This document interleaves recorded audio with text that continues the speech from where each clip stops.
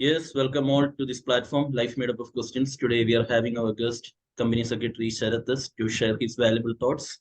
So, welcome, Sharath, to this platform. Thank you, Dr. Hari. Yes, so let's start our discussions. First of all, Yeah. as a company secretary, all may be very much fascinated, know many things about starting up a business. So, the first point of discussion is that what are the points to be considered before starting up a business? See, basically, from my personal experience, what I've understood is that the entrepreneurs are not very, they don't have a clear cut idea as to what is to be thought about from a legal perspective. They might have a good business plan in hand, they might have a great scalable business approach as well. But the thing is, the very foundation is that they should know what exactly their business needs because okay, from a layman's point of view, let's see what are the basic types of structures a business can have. So basically a company can either be or a business can either be registered as a proprietorship, or it could be a partnership, or a limited liability partnership, or a company form of business. Each of these forms of business has their own advantages and disadvantages. uh, but many a times, what really happens is that the entrepreneurs, irrespective of what their exact requirement is, choose the incorrect form of business, and that would be one of the reasons why they face difficulty later on. See, depending on the nature of business, I could say the nature could be like there are some businesses which are very capital intensive. They would require a huge amount of capital, but some businesses require this initial investment only up to a certain period of time, and thereafter the investments rolled out from or the revenue generated out of the business itself would be sufficient to carry forward the business. But what really happens is that certain entrepreneurs, they are see, nowadays all of us, including me, you, everyone, google everything, the notes or the and you will get n number of articles about the different types of companies or different forms of business and advantages and disadvantages of all these.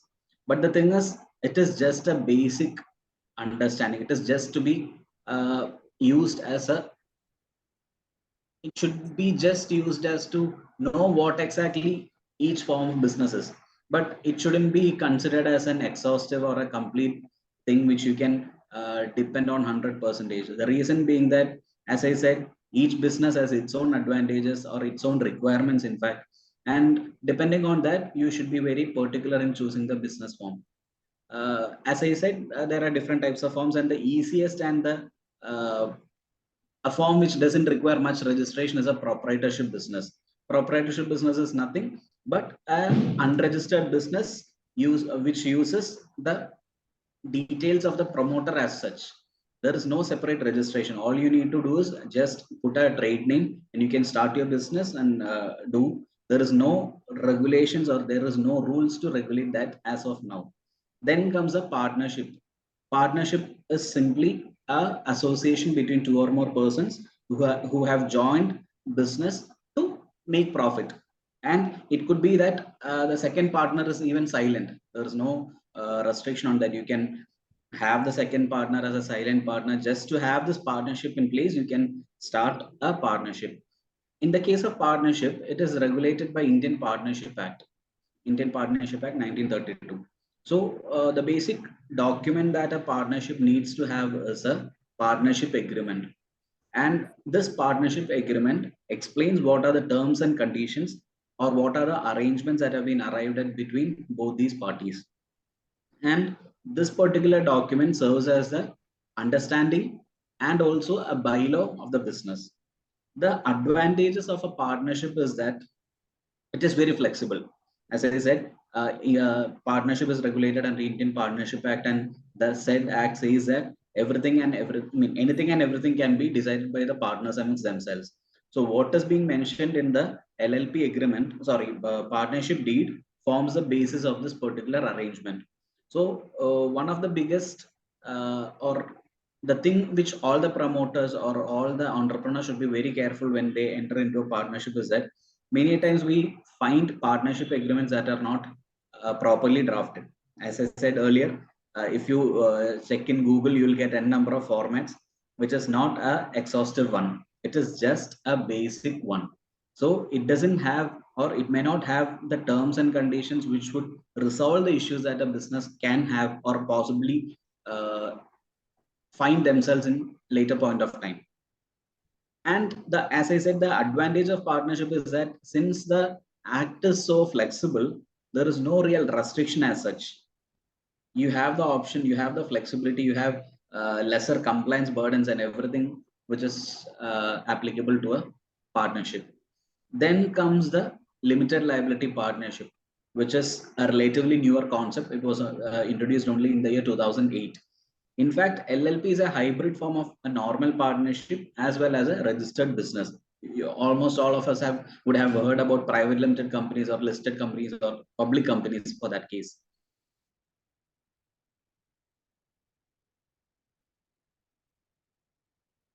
Okay. Yes. Yeah. So basically, as I said, the LLP form, which is a relatively newer concept introduced only in the year 2008, and which is a hybrid format formed by taking the benefits out of a partnership as well as that of a company. So basically, as I said, partnership enjoys a lot many flexibilities as regards their compliance and relatively lesser strict.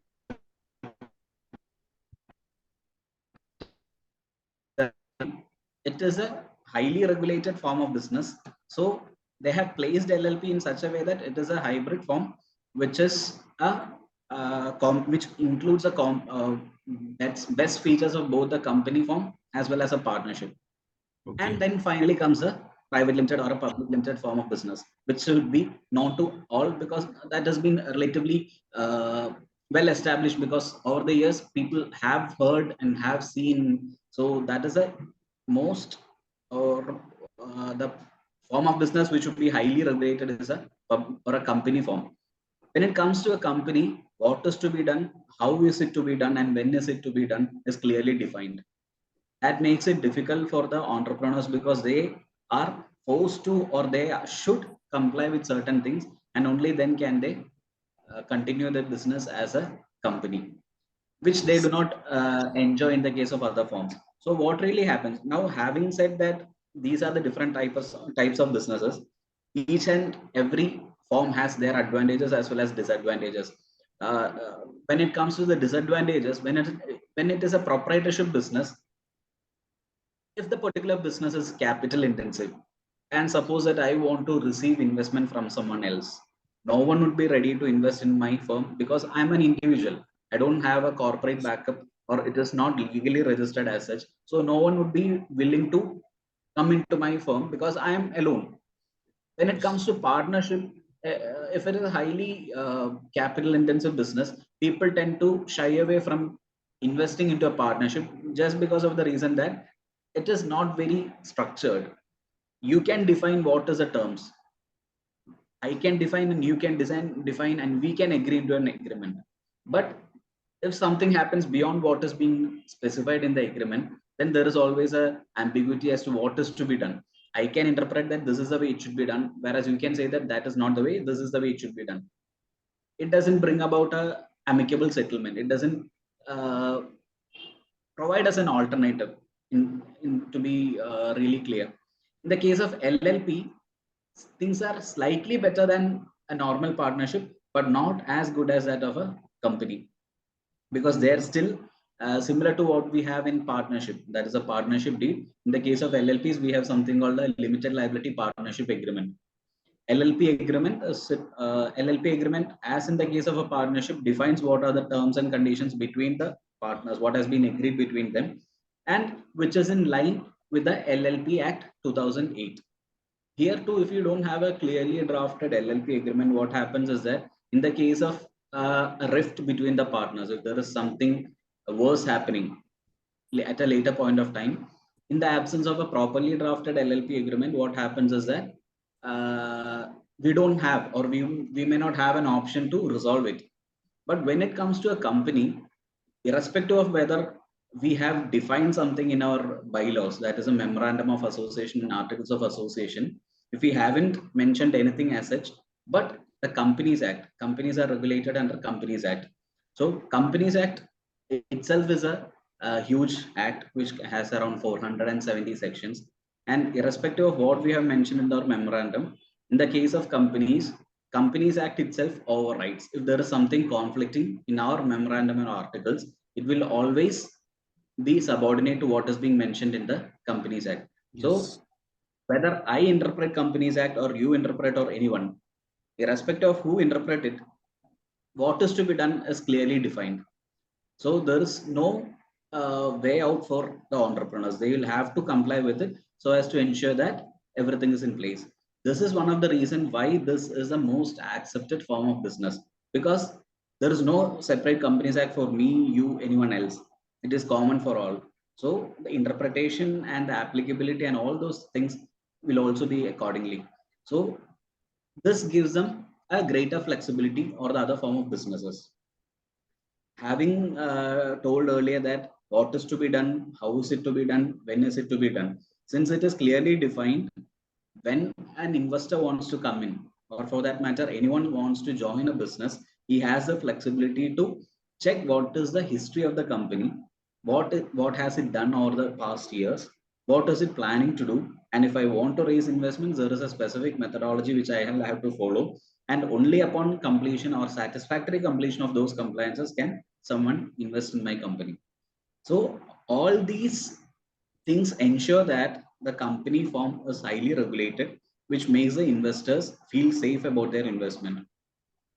Having said that, it doesn't, it shouldn't be considered that if it is a private limited company, you can blindly invest in the company. You all must have heard about several scams happening, and unfortunately or unfortunately, there is a company, and they all must be a private limited or a public company for that matter. The thing is, how we do things within the ambit of the law is what makes a difference. Certain people try to find loopholes in what has been mentioned in the act in such a way that that is favorable to them, and that helps the people to have faith in it merely because it is a company. One problem that I feel is that people are not really knowledgeable about Companies Act. They don't know what the Companies Act says or what has to be checked before someone invests into the company, or for that matter, any business of the other person. I can say that I have a company in the name of this and this. May not be that I may not have registered even a company in that name. But when I say I have registered this company, you always have an option to cross check it at the portal. We have a website for Ministry of Corporate Affairs, that is www.mca.gov.in. You always have the option to check whether a company and LLP is registered and what are its basic details in that particular portal. That is even available to all the common men. But if you want something more than that, you'll have to seek the help of a professional. The reason Yes, being now that, I think it's very much clear that what are the types of startups and what's the role of a professional, like a company secretary who can guide for starting up a business. So my next doubt is that when, as you have mentioned, by starting up a business, we used to hear that someone is planning to buy a company, like private limited company. What are the methods or what are the guidelines to be followed while going into such a deal? see, basically, if you want to acquire a business or you want to invest into a business, whatever be the terminology we use, the intention is the same. You are getting into or you are going to be part of a organization. So before that, what the primary thing to be done is that you need to have a proper due diligence process being done to know what are the shortfalls or what has the company done over the years, whether they have complied with all the provisions. Is there any deviations? If there is any deviation, is that remediable, or what is the maximum implication that particular deviation could have? Having done a proper due diligence process, normally it is a professional who does this due diligence process, and this due diligence can be done from a different perspectives. One is a legal due diligence, which means that the legal part will be taken care of. The second is a financial due diligence, which means that the financial and accounting aspects of all the company of the particular company is being taken care of too. see whether there has been any shortfalls in the process, or is there any recommend, or is there any steps that the investor should ask the promoters to implement so that they have a greater confidence in the company. So primarily you need to have a thorough study of the company, and that is what a due diligence process does. And accordingly you can identify what has the company done in the past, and what are the shortfalls if there is any, and what are the things to be remedied. And Okay, then depending on that, you also need to clearly check what exactly is the purpose for which the company is raising the investment. Because and the funniest thing is that many a times the investors or the company say that this is for the purpose for which we seek investment, but in reality they might not be using the fund for that purpose. So okay. anyone who has plans to invest into a company should ensure that the company uses that particular fund positively for generating revenue and profits, because that is the only way by which an investor can get his return. Second, he has to understand what is the type of instrument that the company would issue against the investment he has made into the company. Yes, so And this, coming into the current scenario, we can see there are mushrooming of startups in Kerala, especially India, Kerala, and the government is also promoting for the startups. So, as a company secretary professional, what area, what sector you can see the boom in the startups? see, basically, there is a huge, over the past few years, there has been a real surge in the number of companies that have been registered. See, Okay. I don't use the term startups merely because, as per common man, as per layman's language, startup means a company which has just begun its operation. And that is not the startup that has been defined by the government. The government has a separate definition for startups. And that startup means that it should be a unique business. Yes. Business could be either a service, or it could be into manufacturing or trading or anything, but it has to be a unique business, which is a separate, and there is a separate path or way forward for them.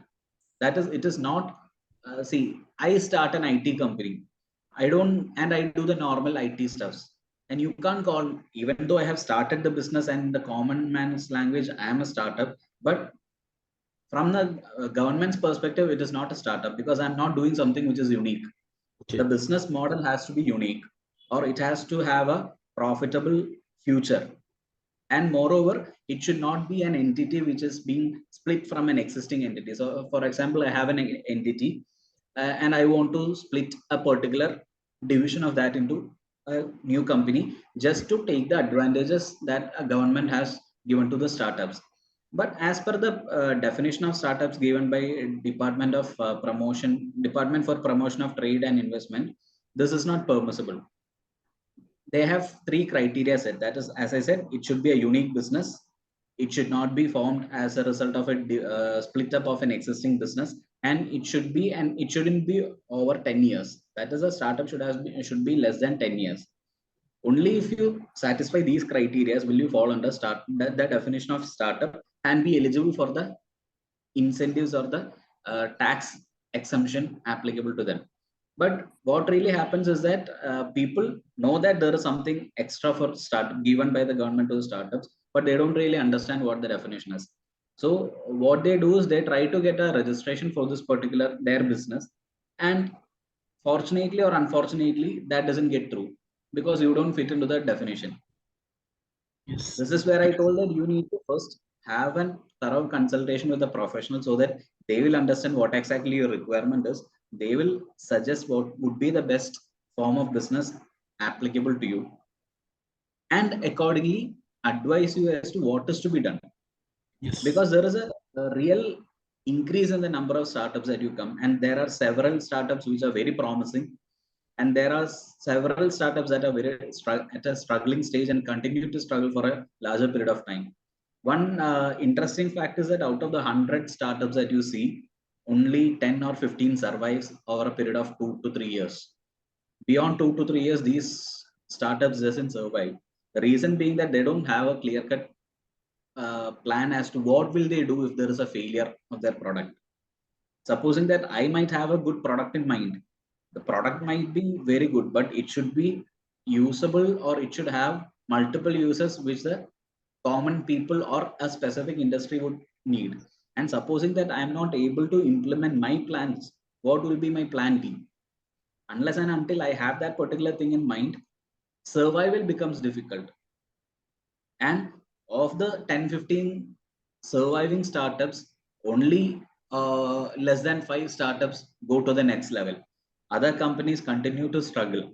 The reason why I feel is that there is a lack of uh, focus, or rather it could be because of their ignorance, or it could be because they are reluctant to change what, or there are n number of reasons.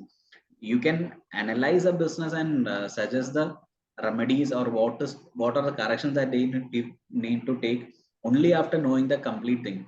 But the scenario in Kerala is that the number of companies and the number of youngsters that come into businesses is on a real high, and which is a positive signal. But the only thing is they need to be focused, and they need to understand what are the provisions applicable to any form of business.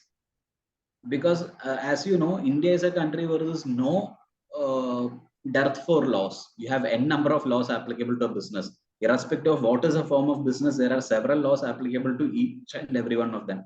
Unless I have a clear understanding of what is that I have to comply, how can I comply that? You can't just rely on a Google to see what are the applicable laws to applicable to your particular Yes. company.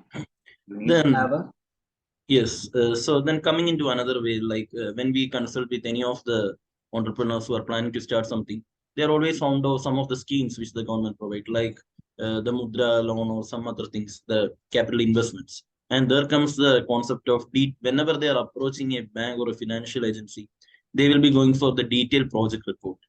So in this detailed project report, if there the vision, the scope, and the future forecasting of the business will be underlined. So have you come across any of from your clients or anywhere like the project report, the relevance of the project report?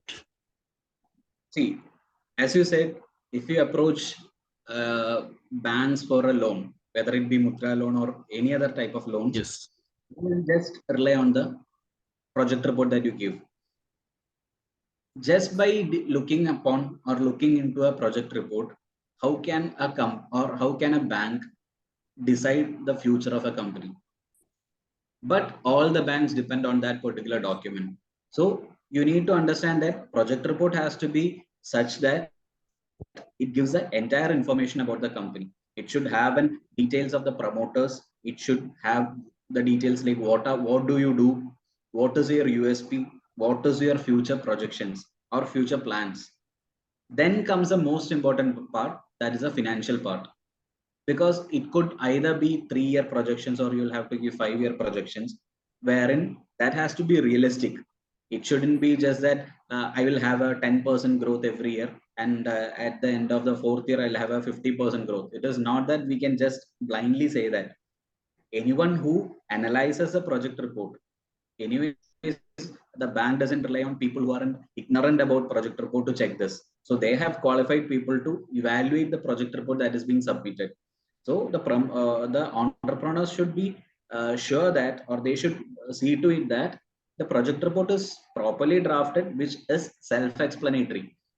We can try convincing the officials of the bank, but at the end of the day, they should have a inherent notion that this business is here to stay, and this that it has a viable uh, uh, profitable model in place, and this is what they intend to do over a period of time, and this is how the revenues would be, and this is how the investment would be, or if at all they are raising any external investment or all those things. The thing is, you need to keep it simple, but it should look realistic. If I say that my business will grow 25 times, 25x times in the first year, that may not sound logical to any people or anyone who analyzes it.